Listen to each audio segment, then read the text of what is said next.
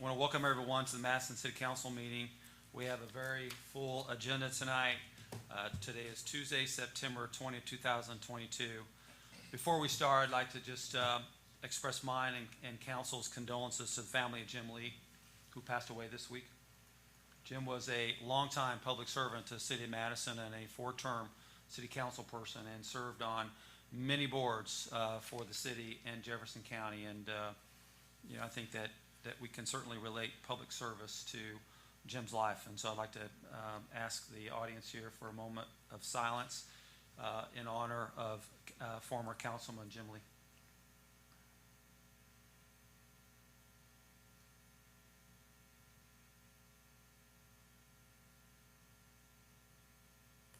Thank you, and I know that his family appreciates this and is going through quite the ordeal this week. Like with all of our city council meetings, we'll start by standing and removing our hats, bowing our heads, reciting the Lord's Prayer, followed by the Pledge of Allegiance, and then we'll get into the substance of the meeting. Our Father, who art in heaven, hallowed be thy name. Thy kingdom come, thy will be done, on earth as it is in heaven. Give us this day our daily bread, and forgive us our trespasses, as we forgive those who trespass against us. And lead us not into temptation, but deliver us from evil. For thine is the kingdom, and the power, and the glory, forever. Amen. Allegiance to the flag of the United States of America, and to the republic for which it stands, one nation, under God, indivisible, with liberty and justice for all.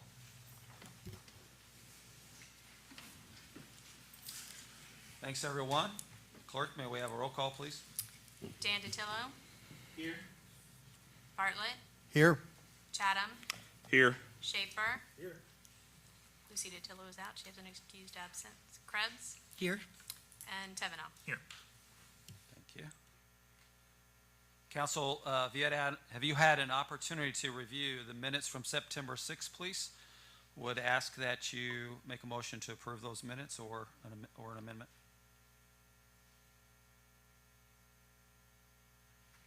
Jim, I believe you found an error. I believe the official minutes have been corrected on that error. I move we approve the minutes as amended.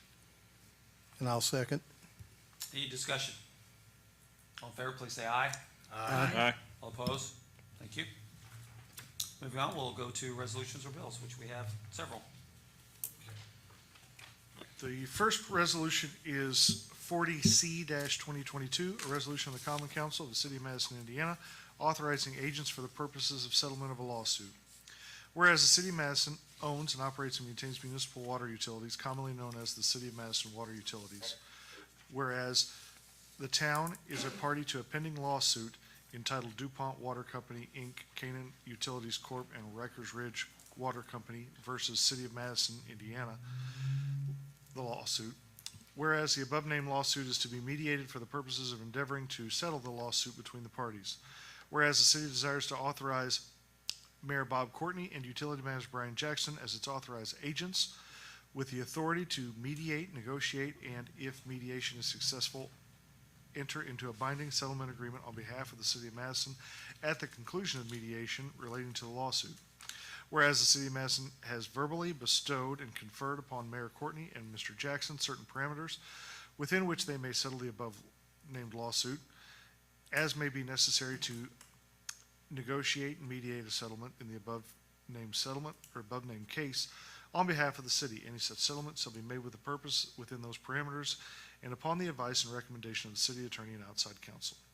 Now therefore be it resolved by the that Mayor Bob Courtney and the Utility Manager Brian Jackson are hereby authorized by the Common Council of the City of Madison, Indiana to participate on behalf of the city in a mediation of the above identified lawsuit, to negotiate on behalf of the city upon advice of the city's attorneys participating in the mediation, and if such settlement is reached, as a result, such mediation negotiation to execute a binding settlement agreement on behalf of the city to settle the lawsuit. So this is a resolution to give the mayor and Brian Jackson, with the advice of myself and the attorney that we have hired from Taft Law Office, to help us with this matter to try and reach a resolution. We're going into mediation in good faith and trying to get this matter resolved.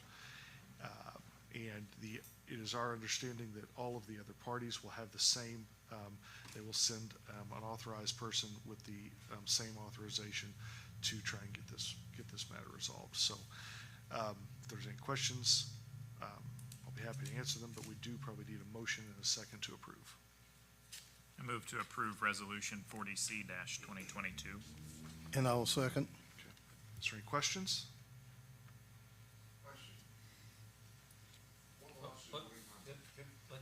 Can we finish here and then we'll go to Yeah. public comment, if that's okay, Rick, and we'll do it for you, okay? Thank you. You wanna, cause in the resolution identifies the lawsuit. Yeah, I'll be happy to. So any questions from council? Okay. Mr. Roos, the question is, it is where DuPont Water Company, Canaan Utilities, and Rikers Ridge have filed a suit against the city of Madison as it pertains to the increase in water rates. And it's different as far as the county commissioners not coming across with funds to help that. The county commissioners have given some money to the city in order to assist with that. However, these three utilities and entities still believe that they take issue with the rates. Any other questions from the public? Okay, hearing none, we'll take a roll call vote. Kavanaugh, Yes. Krebs, Yes. Schaefer, Yes. Chatham, No. Bartlett, Yes. and Tillo. Yes. Resolution passes. Thank you. The next resolution is resolution number 40C-2022, a resolution of the Common Council of the City of Madison, Indiana, approving a lease between the City of Madison Redevelopment Authority and the City of Madison Redevelopment Commission and addressing other matters related thereto. Whereas the City of Madison Redevelopment Commission has adopted a resolution approving the proposed lease agreement in the form presented at this meeting for the purposes of paying principal and interest on one or more series of the lease rental revenue bonds to be issued by the City of Madison Redevelopment Authority pursuant to Indiana Code 36-7-14.5 for the purposes of financing and other refinancing by the authority of Crystal Beach Pool related improvements in the city. And whereas the Common Council desires to approve the lease pursuant to Indiana Code 36-7-14-25.2, which approves any lease approved by the resolution of the commission must be approved by an ordinance or resolution of the fiscal body or unit. Now, therefore, be it resolved by the Common Council of the City of Madison, Indiana as follows. The Common Council hereby approves the lease substantially in the form in Exhibit A, hereto as approved by the commission. Pursuant to Indiana Code 36-7-14-25.2, the maximum annual rentals under the lease shall not exceed $425,000.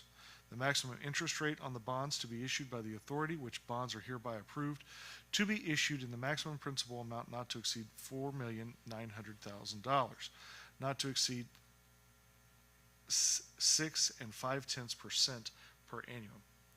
The term of the lease shall not extend beyond the 25 years. The bonds may include a provision for a payment of capitalized interest and shall have such redemption provisions as the authority shall deem prior to the issuance of such bonds. The Common Council hereby approves a pledge by the Commission to the lease payments under such lease of a special benefits tax upon all taxable property within the City of Madison, Indiana Redevelopment District, which is contemporaneous with the boundaries of the city, provided, however, the Commission may determine to satisfy its payment obligations due under the lease from other revenues legally available to the Commission. Each of the mayor and the clerk treasurer of the city individually is hereby authorized and directed for and on behalf of the city to execute and deliver any contract agreement, certificate, instrument, or other document, and take to its actions any such person determines to be necessary or appropriate to accomplish for the purposes of this resolution. Such determination is to be conclusively evidenced by such person's execution of such contract, agreement, certificate, instrument, or other document, or such person's taking of such action. In addition, the mayor of the city of Madison is hereby authorized to transfer and convey and assign the authority pursuant to Indiana Code 36-1-11-8 as amended all interests or rights to the city to the real property subject to the lease as may be necessary to finance and or refinance the project. And the mayor is hereby authorized and directed for and on behalf of the city to execute and deliver any contract, agreement, certificate, instrument, or other document, and to take such an action as determined to be necessary or appropriate to accomplish such transfer, conveyance, or assignment. This resolution will be in full force and effect upon its passage by the Common Council. And we have Tom Pittman, who is on the phone, who drafted this resolution, and he is here for any questions that you might have. He was also present for the redevelopment commission, who passed a similar resolution with regard to this. So, Tom, you there? Yeah. Okay. Does anybody have any questions? Well, I guess probably let's get a motion in a second to approve. I motion that we approve resolution 41C-2022 as written. Is there a second? I'll second. Does anybody have any questions? Or Tony's here also. Yeah, I'm here to answer questions or to review any comments. We also have Gary Smith, Reedy Financial, here as well to talk through any of the financial questions you might have as this project's evolving. So we can certainly do that. We all appreciate your attention to this in a timely fashion, given the tight timelines we're on. So things are still coming together, but coming together well. So but Tom is on board to answer any specific legal questions as well. There's also the lease agreement that's attached to the resolution as Exhibit A. I wouldn't know if that was mentioned. Did you have questions about that? We did. Yeah. That's what I was trying to wait Yeah, that's. to see if this is the right time Yes. to discuss the lease agreement too. Yes. Okay, so Tom, one thing that I was really hoping to see in the paperwork that I don't is that after the lease has been paid off, that the property is officially back into the hands of the Parks Department, the pool, and that, I never found that in the reading. Like, I can see that it goes back to the RDC, but my understanding was that they would be the that would be the group that would borrow the money, and then when we paid it off, the pool would go back to the city and specifically the Parks Department. Can you explain that? Yes. When the easement, and I'm thinking we'll probably recommend doing the transfer from the city to the authority by an easement agreement. We will make sure that the easement agreement has a requirement of a transfer back at the end of the financing. Would that meet the need? Or alternatively, if you wanted to, you could add, it could be added to the lease if you'd prefer that.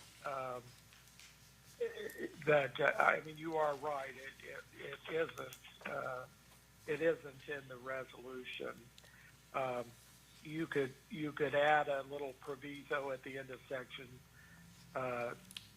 3 if you wanted to, that provided that any such transfer or conveyance or assignment shall include a requirement of transferring the property back once the financing is matured. Tom, would you have any problem if we added at the end of section 3 just a statement that said it is the intent and the understanding of all parties that upon completion of the lease payments that the property revert back to the city of Madison? I do think that would be the best way to address the question. Okay, so would you like to make an amendment that would state? Will you repeat your Yes. legal stuff? Yeah. Okay. So, I believe there is an amendment that will be proposed that says that it is the intent of all the parties involved that upon completion of the lease payments, that the property identified herein will revert back to the city of Madison. And so I would Yes. like to move that we amend the resolution, the lease, section 3, as stated by Mr. Jenner, to add the additional wording that it reverts back to the city. I know that was terrible, and I apologize. That's okay. I'll second. You already have a motion and a second on the floor. This is She's amending. moving. So we're, okay. I'm amending it, yeah. Yeah, so we've got a motion to amend the lease, section 3, pursuant to what I stated. And we have a second. All in favor of that amendment? Aye. Any opposed? Okay, the amendment passes. All right, are there any other questions for Mr. Quinn? Paragraphs 10, 11, and 12, the option to renew, option to purchase, and transfer to lessee. As this lease is going to be stretched out over several councils and mayors over the next 20, 25 years, I would like to see some kind of wording that would require the approval of the common council for those, under those specific paragraphs there. Okay, we can add that to the lease form. So I would move to amend paragraphs 10, 11, and 12 to add wording suggested by council that requires those actions to be approved by the common council. I think that's fair, we can do that. Is there a second on that? I'll second. All in favor? Aye. Any opposed? And I have one more, I probably should have lumped this in with it as well. Paragraph 14, notices. Would there be any objection to adding the mayor and council president as also being recipients of those notices?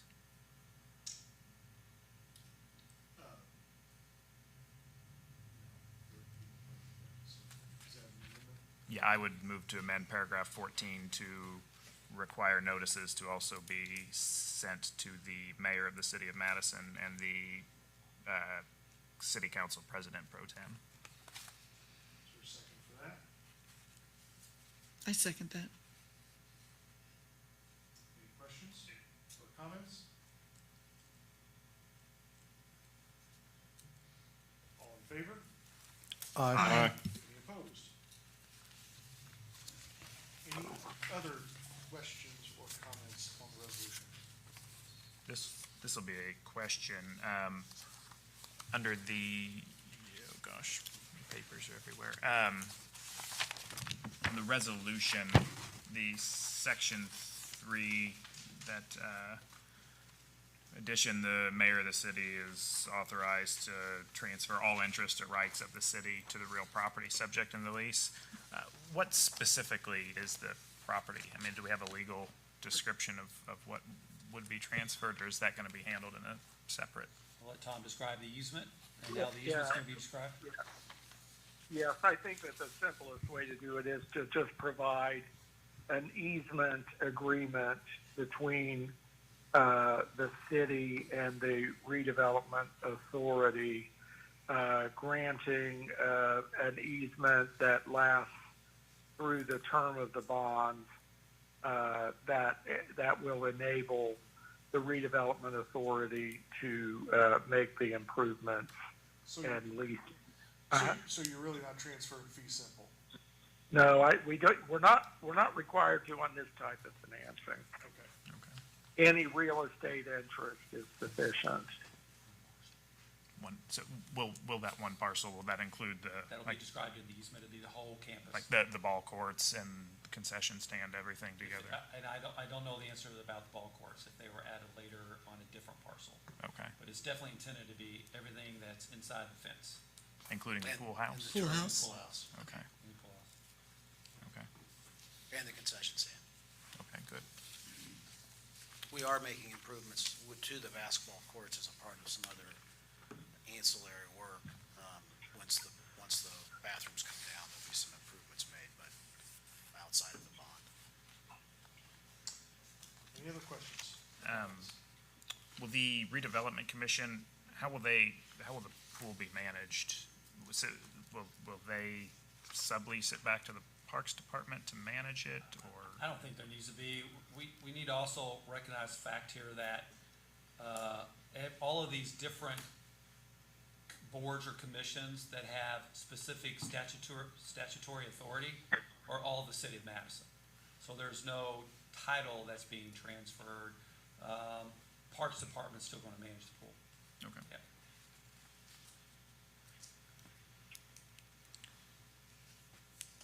Anything else? Sorry, yeah, is there an estimated cost to the, issuing, like the expenses for issuing these bonds yet? Yeah, Gary's here. He can address and walk you through that, Patrick. Okay. Happy to do that. We're working on that now, but yeah, certainly there'll be a cost of issuance at several percentage. And we points have of the bond we have a financing. draft document of that now, and as the mayor had indicated, we're still working through the details on that, but he can give you some. Yeah, just a Yeah. ballpark. I mean, it could, easily be probably $500,000-$600,000, including a debt service reserve. Yeah, so the total estimate, and I think this is conservative because we've included every possible thing we can think of for purposes of the analysis. We want to be conservative at this point. It's around $815,000 total, that's all in. Now, that includes many things. There's this very small contingency in there. There's capitalized interest in the first period, because during a lease, during the portion of time during the construction, we can't actually make lease payments. So the interest-only payments that would otherwise be coming out when you're not making lease payments are capitalized into the bond, so that's part of the 815. Cost of issuance for financial advisors, legal, local counsel, trustees, anything you can think of. We've been conservative on estimates. Any underwriter fee has been incorporated. We've also included things such as bond insurance and bond rating. If we were to go to the open market to sell these bonds as opposed to placing it with a local institution, for instance, we may have to get the bonds insured, or we want to get them rated as well. So we've got those costs baked in, again, bond trustees. So, and then finally, debt service reserve. We've got $398,000 baked in for debt service reserve. Now, that's almost half the cost, and it's not a cost at all. It's actually just a account you set up on the side to say, hey, in the event that we don't make our payments, investors, you should feel secure because we have this extra one-year payment sitting off to the side. So that's not a sunk cost. That simply just goes towards buying down your last payment at the very end. There's ways around that through what's called a debt service surety policy, where you can elect to do a sunk cost option that costs $15,000, $20,000 thereabouts. That allows you not to fund that. But as your municipal advisor, that's kind of what we do. We go through all the numbers and make sure that what we're recommending is the best cost to the city. So I think what we're projecting for cost is very conservative. I don't think it's going to be that high, but that's what we're projecting for now. Thank you. So is that cost included in the $4,900,000, or is that in addition? So we're working through different options right now. We've got some different funding sources we're considering. Right now, that piece would be just for the pool itself, the 4.9. But does that include the $800,000 as part of the bond? Okay, so that is additional. Yeah, that would be over and above that, yeah. So, and for example, in the amendment to the ARPA, we are proposing to move $1 million or appropriate $1 million to the Crystal Beach project. That gets added into the total sources he's describing, in response to Patrick's question about the uses. Yeah, the 425 is what our worst case projection is, which is in the lease. I think we're projecting it's going to be more like 398, but that's with all these things factored into that, all the costs factored in. So I still think it's conservative. I don't think it's going to be that much. But the way rates are, we could be in a different rate environment in, 8 weeks than where we are today, so it's good to be conservative this early. You said you're projecting 398? For annual debt service payment, yeah, thereabouts, yeah. In and around 400,000, I would say. So between the 4.9 million in bonds and the 1.35 million that we're transferring in the later ordinance from the ARPA funds, we're funding at, what, 6.25 million for, 1.3 doesn't all go to the pool.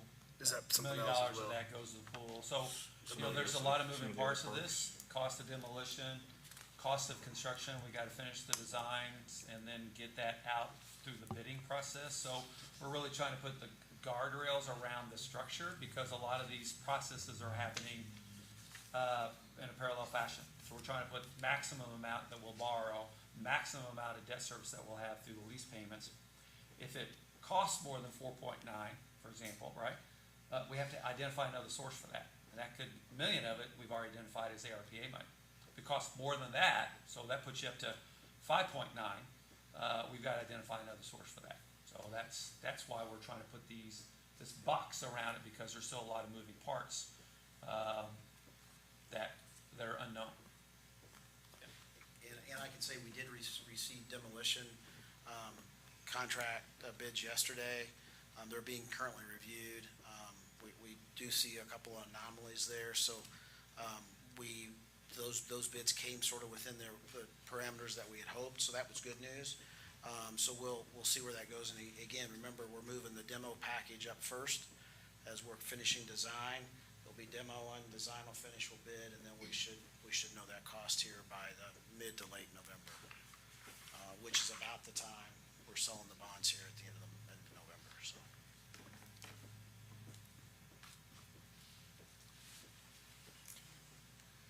Any other questions from council? Any questions from the public with regard to this resolution? Brooke's got Yeah, I am. It was important to me. Rick Roos, 1421 Cherokee Court. I apologize for not getting up earlier. Just things weren't moving very fast. But a question, you haven't decided it on a design. And the last meeting before my butt got tired, I'm just sitting there going, you know, this idea of our city being a destination town because of our pool. Other than Orlando, I don't know any other destination place for water sports, that type of thing. It just seems like this council keeps spending a lot of money. And, you know, I understand we're doing debt and all the debt service and all this other stuff, but I'm sitting there going, it's a lot of frickin' money for renovating the pool. And I haven't, in any campaign I've been involved in, I've been involved in a lot of years, I've never heard that as a plank of anybody's political platform to renovate Crystal Beach. I understand the emotional tie as far as, you know, my grandmother learned how to swim there and all this other stuff because she was born in 1932. But I'm just sitting there going, this mandate to do this, a lot of good glitter and all this other stuff, but I don't get, you know, the taxpayer is ultimately responsible for the money.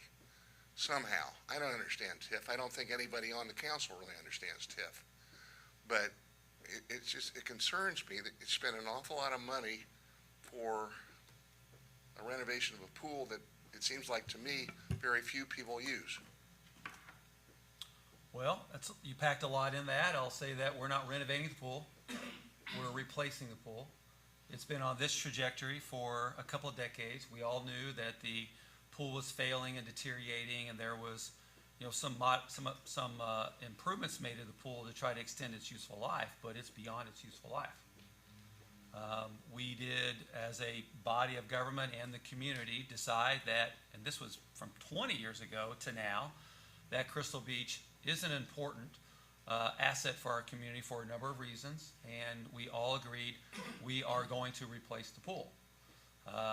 We then worked very conscientiously on how do you replace a pool of the character of Crystal Beach in the historic district, and also one where you want to improve and modernize and add more amenities to it so that it will attract more swimmers. We get about 15,000 swimmers a year there. At the last council meeting, or 2 council meetings ago, when we did the design review, we had all the design and architects and engineers and financial advisors here. We laid out what we feel very strongly meets our objectives with regard to historical integrity, amenities, all age groups, all abilities, and something that also takes into consideration future maintenance O&M costs so that we can reduce those and afford it. We do know what kind of pool we want, and that's what our designers are finalizing, because we'll have to get that bid package together so we can go out and get the cost estimates. We're working with very experienced architects, engineers, designers, and advisors on what these types of public improvement projects cost. And again, in this particular environment, everything's more expensive because of labor, supply chain, timing, workforce, that all rolls into that. There's nothing that is inexpensive. This pool has been talked about being replaced for probably a quarter of a century. Almost a quarter century ago, Rick, there was actually a pool steering committee that was formed that talked about, well, you were on it, and you all came up with the conclusion, you can correct me if I'm wrong, that the pool needed to be replaced, and it needed to be replaced where it is, not moved to a different location. We did early on talk about, what do? We do something really standard and traditional and rectangular and go to the hilltop and try to do something less expensive. And when we started really thinking about the community needs assessment, we researched and evaluated the original plans from 1938. We looked at, initiatives from the last quarter century. We did a lot of stakeholder engagement here in the community about what we should be doing. And I think it's overwhelming that there is an attachment to the importance of Crystal Beach, that we are now faced with the circumstances of which it is structurally unstable and cannot be utilized. When I ran for mayor in 2019, replacing Crystal Beach was not on my radar, but what was on all of our radars was being data-driven and solution-oriented. And we have met every challenge head-on, whether it be COVID, flood, infrastructure, completely underinvested. Parks Department, all across the whole spectrum of the city, has been underinvested from a capital perspective. The needs of the community are growing, and we have to make an investment. And the more we put it off, just like we did 20 years ago, the more expensive it's going to get. 20 years ago, the estimate for the pool house and the pool was around $5 million. Now, between the pool and the pool house, it's going to be around probably $7 million. But that's almost a quarter century ago. So these topics have been discussed, and if someone has a strong opinion that it's wrong to replace Crystal Beach and we can repurpose it in some other usable fashion rather than having it blight our neighborhoods, that's a totally different discussion. But so far, in redevelopment, in city council, in parks, and all across the community, no one has even suggested that. We're dealing with our issues head on, Rick, to the best we can, but also bringing an asset back to life that I think the community agrees is really important. And we're doing it in a collaborative manner. I'll mention that too. There's lots of different parts of our local government involved. We're also working with the county government. We're finding creative ways to pay for this. But it's an investment in Madison's future. As much as we love our past, the only thing that matters is the investment in the future, and that's preservation. But it's also dealing with a lot of unfinished business relative to housing and shopping and restaurants and destination development and infrastructure and utilities and parks and on and on and on and on. I certainly didn't campaign in 2019 as being the mayor that's going to go spend $10 million. But I will be the mayor working with this council that spends $10 million and brings in $100 million of private capital. That's what we spend every day through economic development working on, leveraging our resources. So you're equating the investment in Crystal Beach with bringing in $100 million? Saying it's part of the overall comprehensive planning. I get it, but I almost put it up to a public referendum as far as, are you willing to go $5 million or $7 million in debt to restore Crystal Beach? We have it. We put the framework right here. We said $4.9 million with a maximum payment of $425,000 a year with a term not to exceed 25 years. I understand the We motion. we put all the parameters out there because, again, we're talking to the professionals, and we also have lots of other projects that are out in the bid phase, and some bids received, and we are seeing how expensive things are. If there was a cheap fix that brought the pool back to life safely, we would have looked at that. The pool was rendered structurally unsound, unusable this year. I understand your Yeah. rationale for wanting a new pool.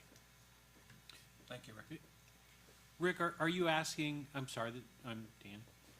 Are you asking, are we making it bigger and better than it needs to be? Is that what you're asking? I don't understand, I understand things are more expensive, I understand, but last time I was here, you hadn't figured out what you were gonna put in that space, Well, that's not entirely correct. We came with designers' renderings of what we proposed, and we accepted public input of what was proposed. And we've taken that back now, and now we're finishing the design stage. So none of this is, hey, let's throw it against the wall and stick, at all. So you can put an artist rendering of what you're gonna end up with right now. Right there. You got all of that?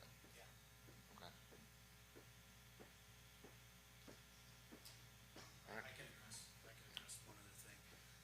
Pools per our consultants and contractors are running currently about $400 a square foot of water to build, so that's how we got to the number. So we got to the estimate, now we're designing and finishing the bid, but we also shrank the pool, because we know that it's a very expensive endeavor. But we shrank it so that we could consider our current needs, affordability, and future maintenance costs. If there's anybody here that would like to suggest an alternative, we would appreciate it. If you have an alternative, we're all ears. You can either do it here or call me later. If you look at public improvements that have been made in Madison, I think we'd be hard pressed to find something that has been used and enjoyed by more residents of Madison over the past 80 years than Crystal Beach, continuously for 80 years.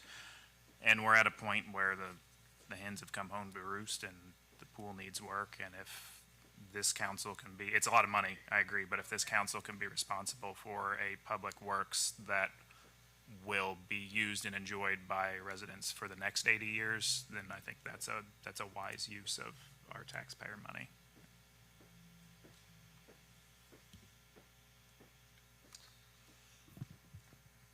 Any other comments? My name's Mike Greco, 1106 East Street. As far as a comment about a political platform, pool's got nothing to do with politics. I don't think anybody here is foolish enough to believe that that pool is just by itself going to pull a mass of people in. But that pool, along with Chautauqua, with the improvements along the river, with the money spent on top of the hill, that's what brings money in, and I think it's very well spent. My daughter came up from Tampa. I'd like to think she came up to see me. She's coming up for Chautauqua. And she researched months beforehand what Madison had to offer. She's picked out all kind of trails to hike, different places to see. And I think that's what it is. This is just one small project that will pay for itself. And the modernization from, every department in this city, from the police department to, the redevelopment, I think that is what brings people in. Just roughly, about what is the tourist dollars that come in per year, do you think? Oh, it's a $40 million economy, growing. And, look at that. So what's the return? And then, not everybody's gonna be satisfied with the pool, but I think this is the best bet, and there's been a lot of thought put into it. And, so I appreciate what the council and the mayor's doing. It's bringing people in. I've got 8 friends coming from Louisville to come to Chautauqua. And, it's not just Chautauqua is the only thing that brings people in, but those are 8 people that are going to buy goods here. They're going to pay for gas here. They're going to pay for meals here. And a couple of them are going to spend the night here. So I think it does pull people in when everything's put together. And, I think it's a well thought out plan. That's just my comment. Hi, my name's Janet Klepfer, and I live on Cherry Drive. And I just wanted to point out that I raised my kids at Crystal Beach. That was our summer thing. We just did it every day. And a couple years ago, the last year it was open, Callie was a lifeguard there. So I love Crystal Beach, and I want Crystal Beach to be there. So I support everything. But I just want us to remember who our first customers are. Because when I look at the design, I get concerned about there's too much. And we've got to have room for kids to swim. A splash pad could be built outside the pool because it doesn't need to be in. And we just want to make sure, I mean, if you drove by Crystal Beach in the last 20 years that we've been going there, the rim is lined with people and families and little kids splashing around the edge. And if they don't have access to that, you may end up losing people who don't feel comfortable there anymore. So I would just be cautious about what you think needs to go in. Just because it's cool doesn't mean it's necessary. And I think regardless of that, the people will still come and support it. Thanks. Thank you very much, Janet.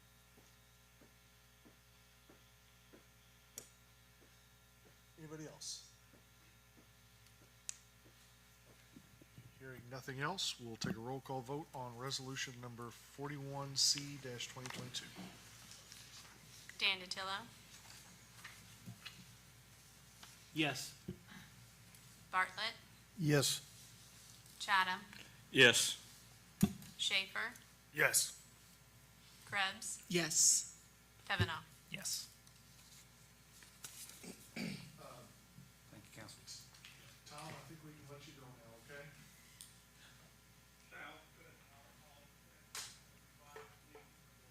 Okay, thank you. Thank you.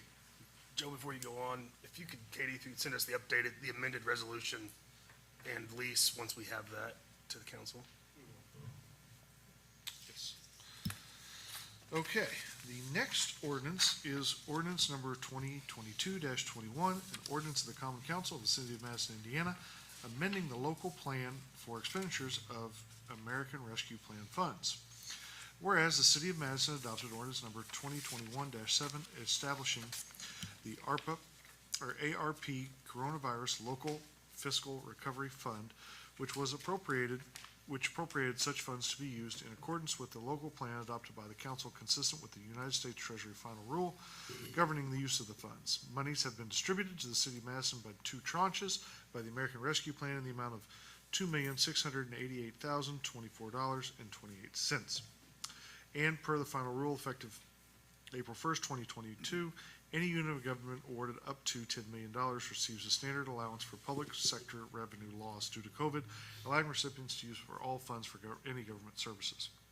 Whereas the City of Madison Common Council understands that this will be a distribution of funds pursuant to the final rule, and such funds must be obligated by December 31st, 2024, and incurred by December 31st, 2026. Furthermore, the City of Madison Common Council understands the final rule allows the city discretion over such funds to cover costs and respond to public health emergencies or its negative economic impacts.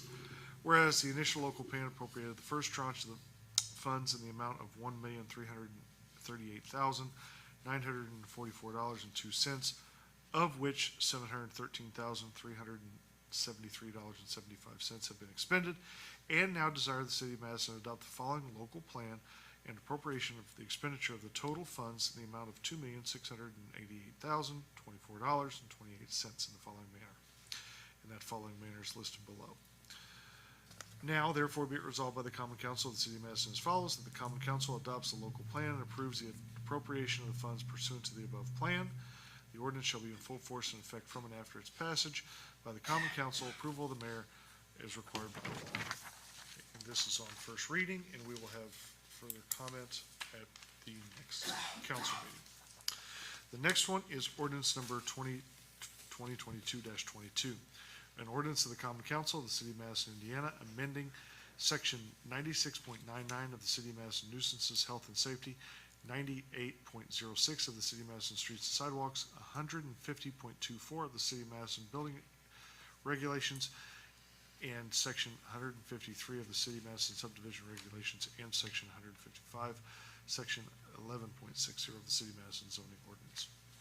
Whereas the City of Madison Office of Building and Preservation has the power to collect certain fees of various service platforms. Whereas those fees must be reasonably related to services provided, and whereas such fees are required to be established by ordinance.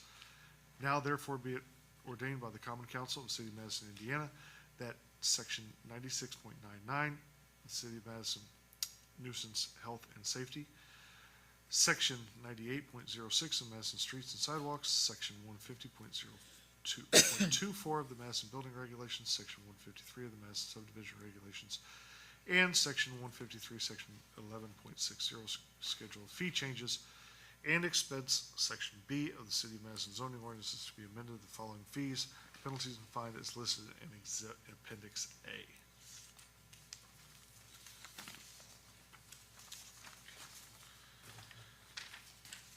That's another one on first reading, and this is another one on first reading. It is ordinance number 2022-23, and this is the notice to taxpayers. Notice is hereby given to the taxpayers of the Madison Civil City following Jefferson County that the proper officers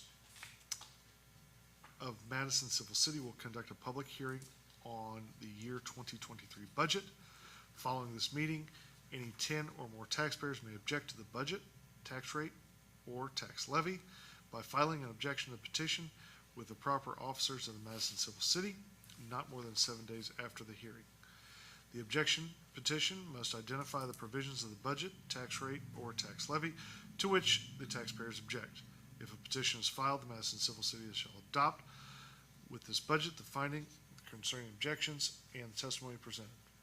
Following the aforementioned hearing, the proper officers of the City of Madison Civil City will meet and adopt the following budget, and that budget is listed below and published on Gateway. Next ordinance on first reading is ordinance number 2022-24, an ordinance of fixing the compensation of elected officials of the City of Madison, Indiana for the year 2023. Whereas the Common Council of the City of Madison, Indiana will consider and take upon the proposed ordinance fixing annual compensation of elected officials for the calendar year 2023. The meeting was duly published as provided by Indiana Code 36-4-7-2. Now therefore be it ordained by the Common Council of the City of Madison, Indiana, that from and after the first day of January 2023, the compensation for elected officials of the City of Madison, Indiana shall be hereby fixed as follows.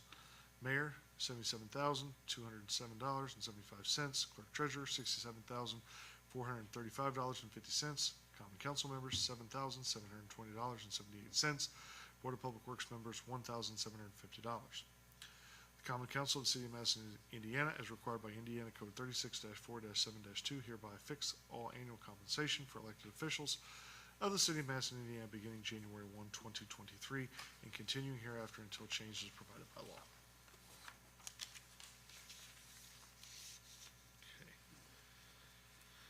And the last ordinance on first reading is ordinance number 2022-25, an ordinance fixing salaries of appointed officers and employees of the City of Madison, Indiana for the year 2023. Be it ordained by the Common Council of the City of Madison, Indiana, that from and after this date of January 23, and the pay salary scale for the appointed officers and employees of the City of Madison, Indiana shall hereby be as fixed as follows. And that schedule is attached. The undersigned, Bob G. Courtney, Mayor of the City of Madison, Indiana, is required by Indiana Code 36-4-7-3 and Indiana Code 36-8-3-3, hereby fix the salaries and pay schedule of the appointed officials for the City of Madison, Indiana, beginning January 1st, 2023, and continuing thereafter until changed. As such requests of the city, the salary rates shall be approved by the Common Council. I think that's all on first reading. Gonna be busy October 4th, or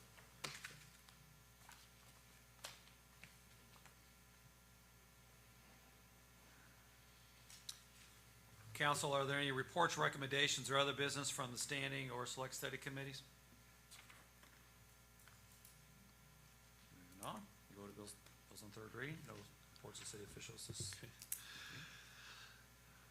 This bill is on third reading, and that is ordinance number 2022-18, an ordinance of the Common Council of the City of Madison, and is amending the zoning map of the City of Madison, Indiana. This is dealing with 2481 Franks Drive. So if we could have a roll call vote? Kavanaugh, Yes. Krebs, Yes. Schaefer, Yes. Chatham, Yes. Bartlett, Yes. DeTillo. Yes. The next ordinance that we have is on second reading, and that is ordinance number 2022-19, an ordinance of the Common Council of the City of Madison, Indiana, amending section 151.30, the Historic District Ordinance. So this is on second reading. To invite Nicole Shell, and I think we have one of our Historic District Review Board members. Mike Pittman is also here. Anybody else on Historic District Review? And we also have Brooke Peach, who is our preservation coordinator here in town. So now's the time for questions or public comment with regard to this ordinance.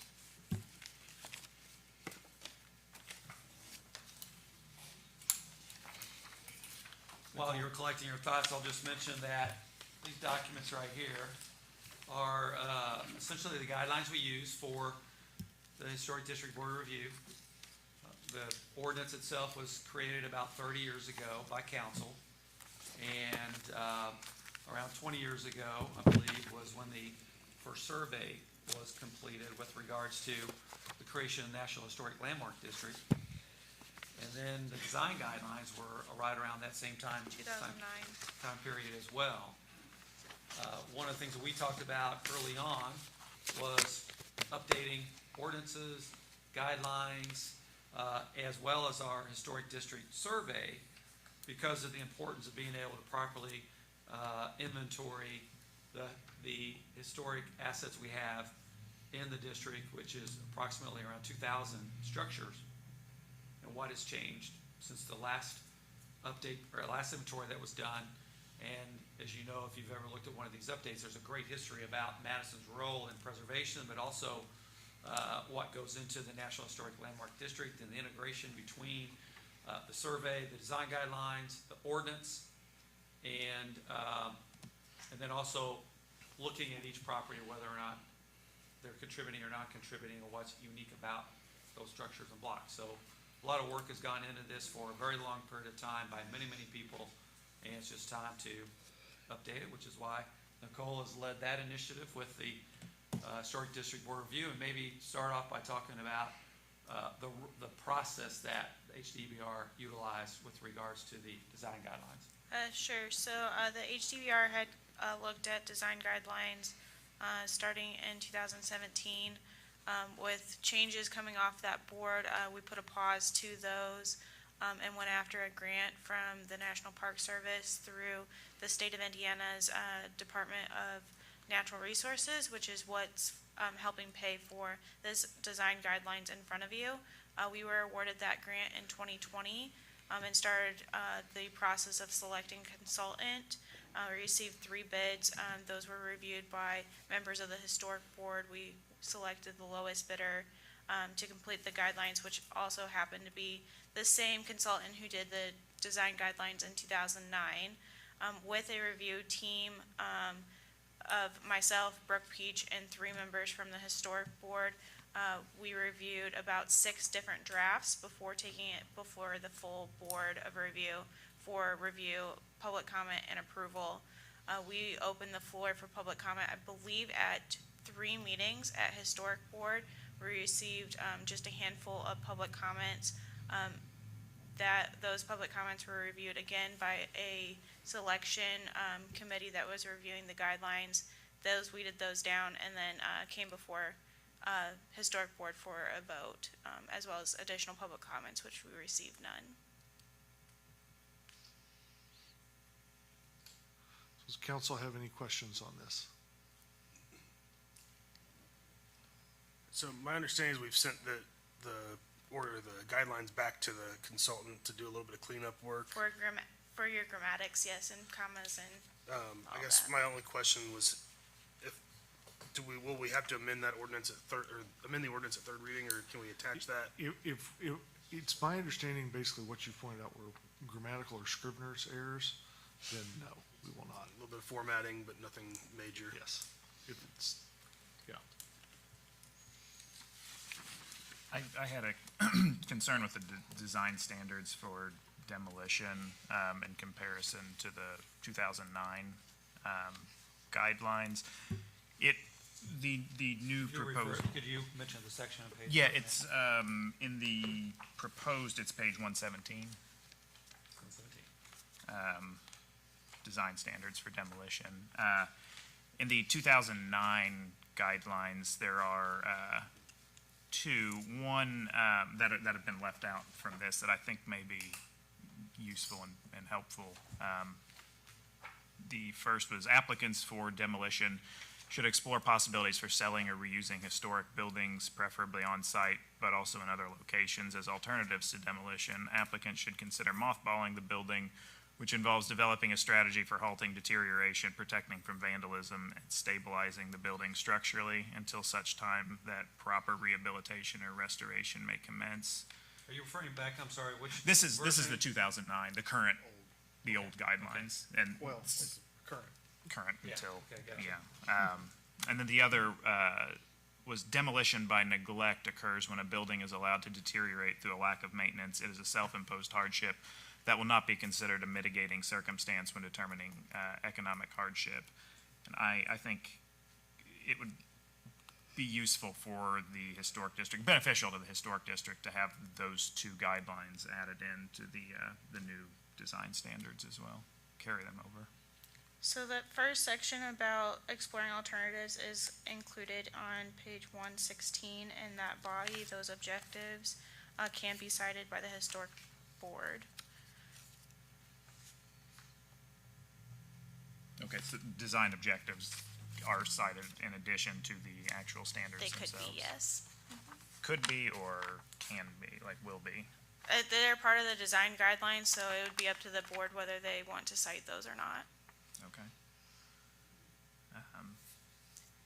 I also think it would be important to include the section about demolition by neglect, because there are a lot of buildings around downtown that are purposely neglected, left to fall into ruins just so they can be gotten rid of more easily. Yeah, I have no objections to if you want to amend the ordinance to include those two sections. We can get those. The guidelines, you're talking about the Yeah, guidelines now? yeah, as what Patrick was referring to. I would move to amend the design standards for demolition to include paragraph 2 and 4 from the 2009 design guidelines on page 80. We have a motion to, Well, if you don't mind, just point of clarification, if you wouldn't mind reading those Yeah. again, so we, Yeah, it's so what page was that on in page 2009? page 80. And Patrick, which book are you reading out of? These are the residential. okay, so you're talking about, okay.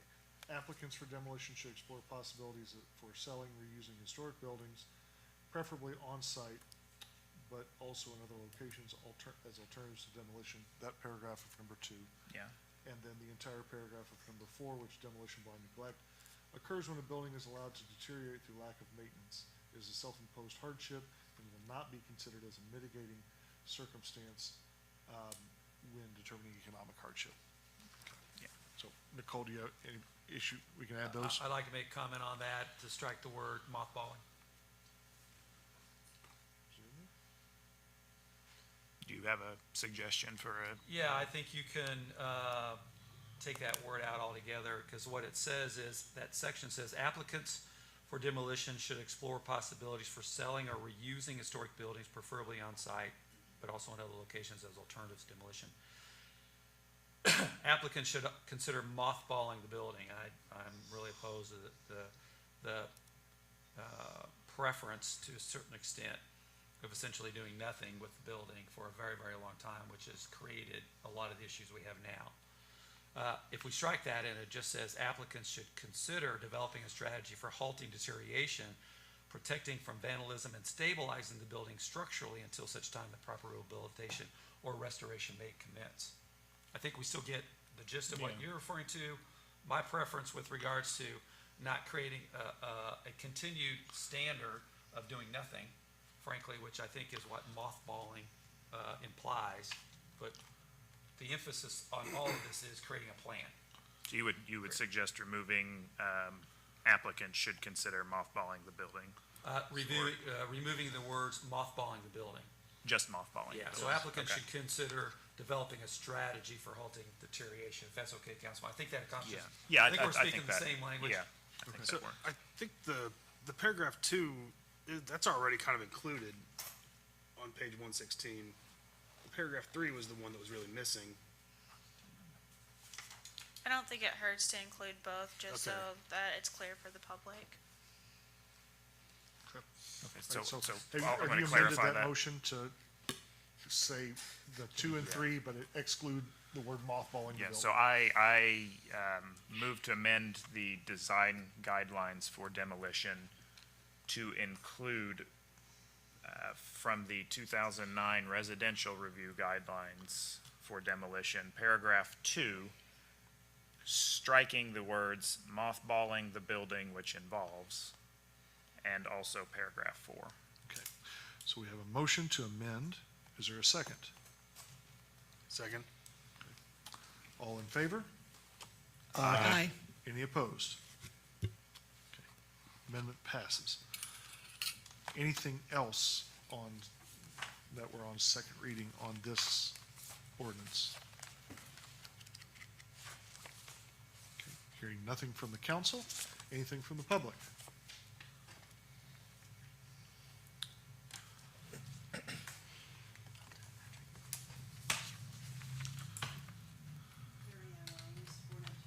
Hi, Mary Ann. Would you mind hitting that button there? It'll turn your mic on for us. Thank you. Mary Ann Imes, 419 Broadway. Is this the final, if perhaps, is it going to be read this evening? The second and third reading might occur this evening? That would be up to the council. To my knowledge, it's not going to, but they surprise me sometimes. Okay. Well, these were minor things. I was, on the guidelines, you're evidently supposed to pass by and you can see different type buildings, what they suggest you do and what you don't do. And so I'm sure I don't have all of them, and I noticed that 3 of them were already corrected before, when I was in the process of reviewing it. And so I was just looking at what you might look at if you went out to see something. And so I have a list of 7 that are incorrect. The addresses don't match the photographs. And so I can give these out if you want. You're saying that the properties aren't in Madison? No, they are in Madison. Okay. But they may say it's on Third, but it's on Second. They may say We it's on. try to find those mistakes, and Nicole's still here, but we'd love to have your suggestions, and we'll incorporate them. All right, should I give it to? Yeah, please. Is there one for each of us, or just? I think it might be. Pass them out. Also, I'm wondering, there has been, and I watch the council, or the Board of Review meetings quite a bit, and I used to be a review board member when I first moved back to town. And you're an investor in Madison's historic community. Thank you. And I'm thinking many times, and it was even with this most recent Historic District Board of Review, they got confused as to how long a COA, a Certificate of Appropriateness, is valid, and how long a building permit is valid. And so somewhere in here, when it's describing a COA, Certificate of Appropriateness, I think it ought to be designated that it is, once you begin a project, it stays with the building. And unlike a building permit, once you leave, then you're gonna have to redo it. A building permit, I'm not for sure right now if it's 2 years, 1 year, or what, but in the past, it was, I think, a year, and then you had to re-up and had to pay again. With a COA, it doesn't end. it stays with the building, doesn't transfer with the owner, it stays there. And if you are starting with what you identified on your list as to what you do, or what you plan to do in front of the Historic Board of Review, then at that time, when you receive a COA and you start that COA, it goes indefinitely.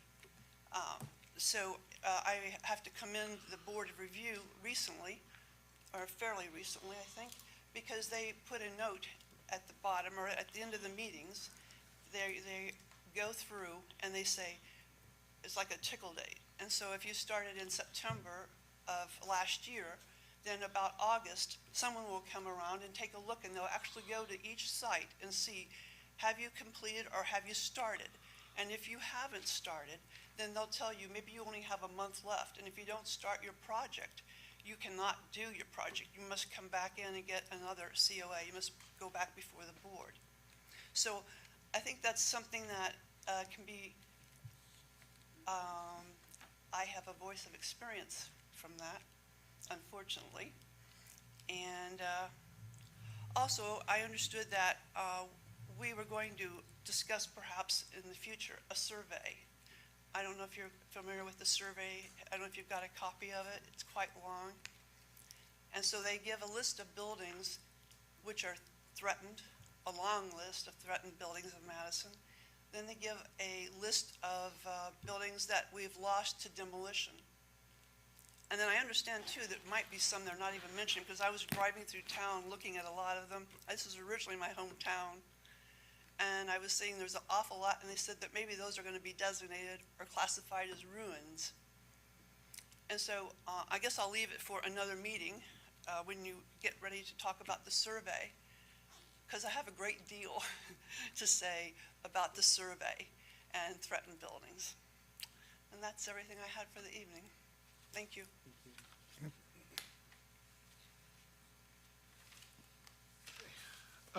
Anything else from the public? Should we make a motion to, or would these fall under the Scrivener's I errors? think that's a Scrivener's error. I mean, if it's clearly not the right address, then we can change it, no problem. Okay. That's not content, in my opinion. You were my way. Oh, okay. Mike Pittman, 420 Elm. I couldn't believe this day is coming. I've been on 3 different committees, actually 4 when you count the start and restart, to redo the guidelines. So it takes me back to 2010. That's when I first started with this. Bob and I were on a committee together, and then, but it's really great to see this before you. And I want to tell you that Nicole and Brooke and everyone has really worked hard to try to remove some ambiguity from the guidelines, also make them very clear, and also give our board the opportunity to make the decision based on the individual application, not based on a guideline that may or may not apply to these folks. So every situation's individual that comes before us. So we try to treat everybody fairly and listen to what they say and give them something they can go back and improve their property, and and do it safely. And fortunately, Brooke has a great deal of information, so does Nicole, and we get a lot of help from the building inspector. So I want to thank you guys for listening to this and reading through the guidelines. We've been through them too many times to talk about it, but I appreciate what you're doing, and I think it's a good job at taking a look at what we've had for the last few years and revising. It's probably not the finished work. It's not going to be perfect, but it's better than what we had before. So if you've got any questions or anything, be sure to fire them at us, because the board had quite a bit of input into it, and I'll commend Nicole and Brooke for soliciting the input and getting from us what's needed for us to do our job. So, thank you all. Mike, thank you for serving on the Historic District Board Review, and all the other members too. Anybody else? Hi, my name is Brooke Peach. I serve as your city's historic preservationist. I just want to say thank you for your careful consideration of these guidelines, because they are so extremely vital to our community. We're all very proud of our historic district, and we recognize that it's something extremely important to not just our community, but to our state and our nation as a whole even. But or several of the things that these guidelines do is it helps us to guide development. It helps us to protect our economic investment. It helps to spur economic development in the city. It helps to protect property values and even increase those property values by this guided development that the standards provide. It also helps us, as Mr. Pittman was saying, the board, it helps them to apply standards so that every application is reviewed fairly and in a uniform manner. Because the same guidelines and standards are applying to any project. And yes, there are things that are unique about every project. But by having these standards, it does give definitive measures that we can point to and look at to help guide the board's decision. And lastly, it's a huge educational tool for the public. One of our main goals was to make these guidelines easier to read and more accessible, including more diagrams and easier language and easier formatting, so we don't have two books that people would have to go back and forth. This one will also be available, if I'm not correct, in searchable format online, so that you no longer have to scroll through 90 pages to go to the appendix, for example. So I just want to, stress the importance of that and say thank you again for your careful review, and I hope you support everything. Well, and earlier I started with this whole stack of documents, and the other one is the ordinance, and that's being under review now. That hasn't been revisited for a couple of decades, and it's time to revisit that. It also ties in with our PACE program, which has been very, very successful in promoting preservation and blight elimination and public safety and quality of life all across our city. Just yesterday, Board of Public Works, we approved the third quarter matching grants for about a dozen projects downtown, and it was about $144,000, but it's going to create almost $850,000 of new investment, which is phenomenal. And around 4 of those dozen are in our targeted revitalization areas, and 4 are the restoration of dilapidated structures. So throughout the course of this year, I believe over $2.5 million has already been invested through the PACE program, and it works hand in hand with historic district guidelines and ordinances and the board of review and the survey, all critical part of it. So again, lots of people rowing in the same direction to bring an economic impact, but so much more than that to our community. Back to Joe. Thank you. Anybody else from the public? All right. So that will move on to third reading. The next bill on second reading is ordinance number 2022-20, an ordinance of the Common Council of the City of Madison, Indiana, providing for redistricting in compliance with Indiana Code 36-4-6-4. Is there any comments or questions from the council? Any comments or questions from the public on this?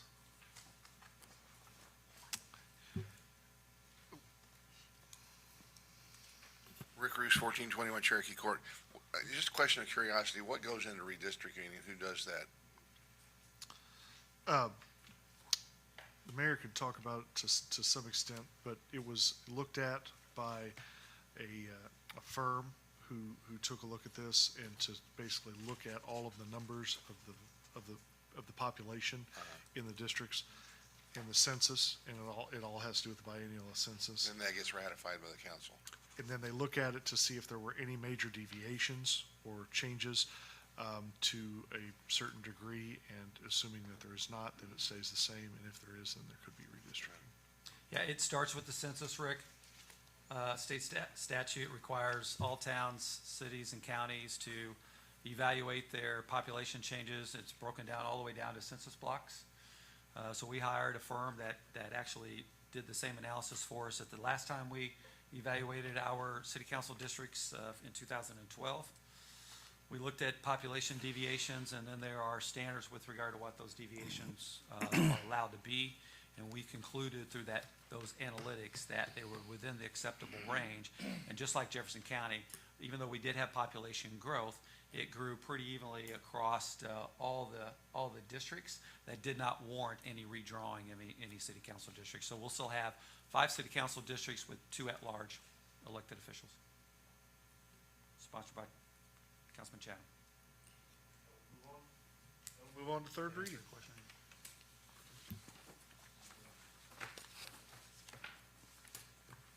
Well, I know it's been a long night. There are a few things I want to mention real quick before I get to it, but consistent with our agenda, is there any additional public comment anybody would like to address the mayor's office or city council tonight? Had an opportunity along the way. Appreciate everybody's input. Seeing none, I'll move on to a few things I want to mention. Gear up for a great festival weekend here in Madison. We have at least four things going on in Madison: the air show, the rodeo, which is a new event to the Madison and Jefferson County area, the Chautauqua, the Old Courthouse Days. Last weekend we had 3. This weekend we have 4. Plenty to do for everybody of all ages. Look on Visit Madison Inc.'s website. You'll see all the details for every one of those different festivals. I want to mention, too, that we're also starting the discussion for the renewal of the winter shelter MOU with the Salvation Army. So I'll start having discussions with Captain Janelle Cleveland, who is the new captain at Salvation Army, and that will work its way through process with the district offices for Salvation Army. We did make appointments to the newly formed Regional Development Authority Board. David Ott, Dr. Kevin Watkins, and Ashley Pennington were the 3 appointees to the RDA, and they'll have their inaugural meeting. I believe it's Thursday. I think it's Thursday. Throughout Board of Public Works, as well as the Redevelopment Commission, we've outlined several projects that we've been planning for several years that are now making its way through the bid stage, awarding of the bid stage, and now we'll be breaking ground on several of them soon. We talked about Crystal Beach. We've also received and the Board of Public Works awarded bids for our gateway improvements, as well as the Mulberry Street Arts Corridor.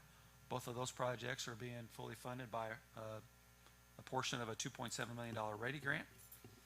Sunrise Crossing Lift Station, as well as the creation of the Sunrise Crossing Stormwater Detention Basin and Maintenance project on the hilltop that will certainly impact downstream Crooked Creek watershed, which is part of our stormwater management project that we've been working on with the Army Corps of Engineers, as well as evaluating our stormwater management policies and design guidelines. We'll bring all that through council here pretty soon. And then lastly, earlier we talked about the water project. I do want to just mention too that at the next council meeting where we have further discussion on the amended plan for the appropriation expenditure of ARPA funds, $1,350,000 of that $2.7 million has been earmarked for long overdue park improvements, which will include 3 parks in particular: Crystal Beach, Gaines Park, and then also the Georgetown District with regard to our Underground Railroad project that we've been working on since Stellar back in 2017. So really happy to see some much needed capital invested in upgrading our parks.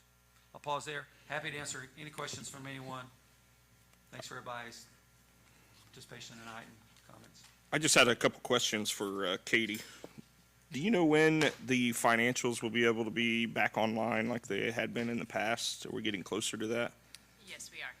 And I saw a posting for a clerk's position. Did you lose somebody, or is that an additional? We talked about this at budget meetings, that we were going to be hiring a 3rd person. For next year? For So you're this going year. Oh, okay. Thanks. Yeah, there were 3 deputies in the clerk's office, and 2 of them have been filled. Sorry, I thought maybe you were saying this during your talk. I didn't want to steal your thunder, but I asked Tony. He said, no, you should say that. So I was late to the meeting. because I went to the Bethany Legacy Foundation meeting, which was up at Rikers Ridge Firehouse. So it was 4:30 to 6. I ditched out to make it here. But I told her I'd be remiss without saying, if anybody can come to the next one. I thought it was awesome because, you know, they're going to give away $5-point-something million to Jefferson County a year. And they're now letting you make a wish list for the things that you want. So, you know, I filled out a lot of cards today for you all. Today was it was their second meeting. They had one earlier this morning at Ivy Tech, and I forgot it was Tuesday. So the next meeting, if you or anyone else is interested, is September the 27th, 4:30 to 6. It will be at the Hanover Community Building. And when somebody's coming to town saying, "What's your wish for $6 million a year?" I'm showing up to every meeting and filling out the same cards. You don't have to put your name. So she had a really great discussion, said dream big, you know, what's the best health and wellness that you can dream of for Jefferson County, not just Madison. And so there were only 8 of us tonight. She said there were about 60 this morning at the first one. And then the next one will be September 27th. And from those, you got to put a sticker on the things that were most important to you, fill out your wish list, and then that's how they're going to drive how the first money gets spent, which will be next year in 2023. So I encourage everybody to go get those cards and fill them out. So.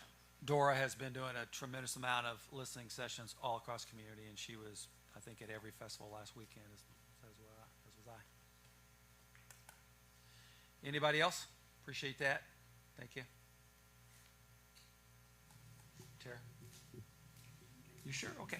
Well, council, if there's nothing from you, we'll entertain a motion to adjourn. I Put move to, everybody on the spot when you do. I move to adjourn the meeting. I'll second. Thanks, everyone. All in favor? Aye. Yeah, I know, I had to pose that. Thank you.